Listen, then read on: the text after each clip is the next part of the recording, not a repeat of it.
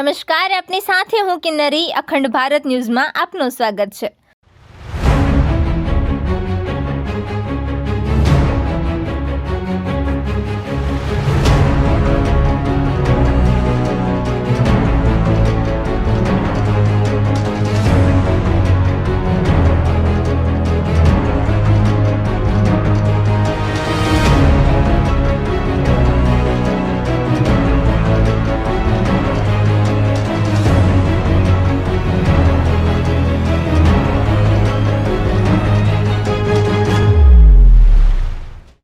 અવકાશયાત્રી Sunita Williams 9 મહિના એટલે કે 286 દિવસ સુધી ISSમાં રહ્યા. આ દરમિયાન તેમણે કયા નવા રેકોર્ડ બનાવ્યા તે વિશે ચાલો જાણીએ. સુનિતા વિલિયમ્સ અને બુચ વિલ્મોર પૃથ્વી પર પાછા ફર્યા. 5 જૂન 2024ના રોજ જ્યારે ભારતીય મૂળના અવકાશયાત્રી સુનિતા વિલિયમ્સ અને તેમના સાથી બેરી વિલ્મોર બોઇંગના સ્ટારલાઇનર અવકાશયાનમાં આંતરરાષ્ટ્રીય અવકાશ મથક ISSમાં પહોંચ્યા ત્યારે કોઈએ વિચાર્યું પણ નહીં હોય કે તેમનું 8 દિવસનું મિશન 9 મહિનાથી વધુ ચાલશે. હવે જ્યારે સુનિતા વિલિયમ્સ અને બુચ વિલ્મોર 18 માર્ચે મોડી સાંજે પૃથ્વી પર પાછા ફર્યા, ત્યાં સુધીમાં તેમણે ISS પર 286 દિવસ વિતાવ્યા છે. આટલા લાંબા સમયગાળામાં સુનિતા વિલિયમ્સે ઘણા રેકોર્ડ પોતાના નામે કર્યા છે. આમાં સ્પેસ વોકથી લઈને સ્પેસશિપમાં વિતાવેલો સમય સુધીના રેકોર્ડનો સમાવેશ થાય છે. ત્યારે સાહજિક એ પ્રશ્ન થાય છે કે સુનિતા વિલિયમ્સે આ 286 દિવસમાં કયા રેકોર્ડ્સ છે જે તોડ્યા છે? તેમણે પોતાના નામે કઈ સિદ્ધિઓ હાંસલ કરી છે? આ સિવાય સુનિતાએ જે ક્ષેત્રમાં રેકોર્ડ બનાવ્યા છે તે પહેલાં આ રેકોર્ડ કોના નામે છે? US અને રશિયન અવકાશ એજન્સીઓનો રેકોર્ડ શું રહ્યો છે? 1000 દિવસ અવકાશમાં રહેવાનો રેકોર્ડ. સુનિતા વિલિયમ્સ અત્યાર સુધીમાં 3 વખત અવકાશ મિશન પર ગઈ છે. આમાં 2006, 2013 અને 2024ના અવકાશ મિશનનો સમાવેશ થાય છે, જ્યાં તેમણે આંતરરાષ્ટ્રીય અવકાશ મથન પર કુલ 608 કલાક વિતાવ્યા છે. નાસાના કોઈ પણ અવકાશયાત્રી દ્વારા અવકાશમાં વિતાવેલો આ બીજો સૌથી લાંબો સમય છે.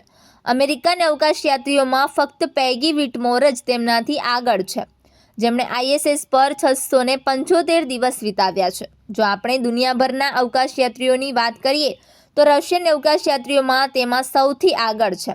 સૌથી વધુ અંતરિક્ષમાં વિતાવેલ દિવસોનો રેકોર્ડ રશિયન અવકાશયાત્રી ઓલે કોનેન્કોના નામે છે, જેમણે ગયા વર્ષે જૂનમાં 33 મહિના એટલે કે 1000 દિવસ અવકાશમાં રહેવાનો રેકોર્ડ બનાવ્યો હતો. અને આ સાથે તેણે રશિયન અવકાશયાત્રી અને સાથે ગેનાન્ડી પલ્ડકના રેકોર્ડને તોડી નાખ્યો હતો. સુનિતાએ મેળવ્યું 6થું સ્થાન. સુનિતા વિલિયમ્સે આ વખતે ISS પર સૌથી લાંબા સમય સુધી રહેવાનો રેકોર્ડ બનાવ્યો છે. સુનિતાએ એક સાથે 286 દિવસ અવકાશમાં રહીને નાસાના રેકોર્ડ બુકમાં પણ પોતાનું નામ નોંધાવ્યું છે. અમેરિકન અવકાશયાત્રીઓ વિશે વાત કરીએ તો ફ્રેન્ક રૂબિયો હજુ પણ એક સાથે સૌથી વધુ દિવસો ISS પર રહેવાનો રેકોર્ડ ધરાવે છે.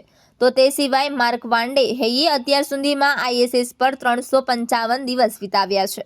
ત્યારબાદ સ્કોટ કેલી મહિલા અવકાશયાત્રીઓ ક્રિસ્ટીના કોશ અને પેગી વિટ્સનો ક્રમમાં આવે છે. ક્રમ આવે છે. સુનિતા વિલિયમ્સે એક જ પ્રવાસમાં ISS પર સૌથી વધુ દિવસો વિતાવનારા અવકાશયાત્રીઓમાં 6થું સ્થાન મેળવ્યું છે. જો કે આ વખતે તેણે અવકાશયાત્રી એન્ડ્રુ મોર્ગનનો 272 દિવસનો રેકોર્ડ તોડ્યો છે. સૌથી લાંબી સ્પેસ વોક. 59 વર્ષીય સુનિતા વિલિયમ્સે 62 કલાક અને 9 મિનિટ સુધી સ્પેસ વોક કર્યું હતું, જે કોઈ પણ મહિલા અવકાશયાત્રી દ્વારા કરવામાં આવેલા સ્પેસ વોકનો સૌથી લાંબો સમય છે. આ નવા મિશનમાં તેમણે 16 અને 30 જાન્યુઆરીના રોજ 2 મહત્વપૂર્ણ સ્પેસ વોક કર્યા, જેમાંથી એક 5 કલાક 26 મિનિટ અને બીજો 6 કલાક ચાલ્યો. એટલું જ નહીં, તેમના મિશન દરમિયાન તેમને ISSના કમાન્ડર પણ બનાવવામાં આવ્યા હતા, જે કોઈ પણ અવકાશયાત્રી માટે એક મોટી જવાબદારી છે.